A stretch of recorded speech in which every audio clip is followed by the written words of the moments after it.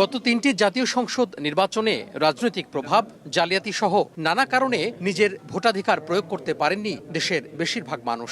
দায়িত্ব পালনে অবহেলা সহ বিভিন্ন অভিযোগ ওঠে আইনশৃঙ্খলা বাহিনীর বিরুদ্ধেও। তাই সাধারণ মানুষের ভোটাধিকার ফিরিয়ে দিতে ফেব্রুয়ারিতে সুষ্ঠু নির্বাচন অনুষ্ঠানের লক্ষ্যে কাজ শুরু করেছে স্বরাষ্ট্র মন্ত্রণালয় সহ সরকারের বিভিন্ন সংস্থা।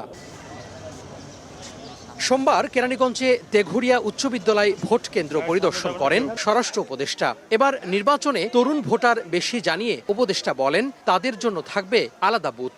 ভোট কেন্দ্রে পুলিশ সদস্যের পাশাপাশি মাঠে ৮০,০০০ সেনা সদস্য থাকবে বলেও জানান তিনি। বলেন নিরাপত্তার স্বার্থে মোতায়েন থাকবে বিজিবি, নৌবাহিনীও। আমার প্রস্তুতি ভোট কেন্দ্র দেখানো, আমার প্রস্তুতি হলো আমার বাহিনীগুলির ভোটের জন্য প্রস্তুত করা।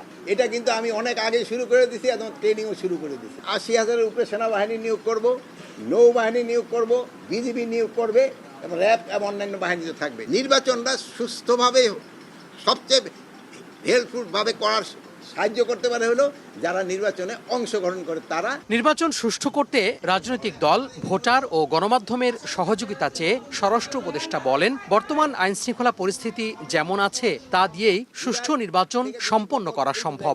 আগে জুলাই থেকে দেখেন কি পরিস্থিতি ছিল, থানা খালি, কেউ আসে না, আনসার বিদ্রোহ, অন্যান্য বাহিনীগুলো অত ভাতে সক্রিয় না। ওই থেকে এখনকার পরিস্থিতি অনেক ভালো হয়নি। বলেন, আপনারা বলেন, হয়তো আমরা কাঙ্ক্ষিতটা পৌঁছতে পারি নাই, ওইটা থেকে আমরা হয়তো আল্লাহ দিলে পৌঁছে যাব।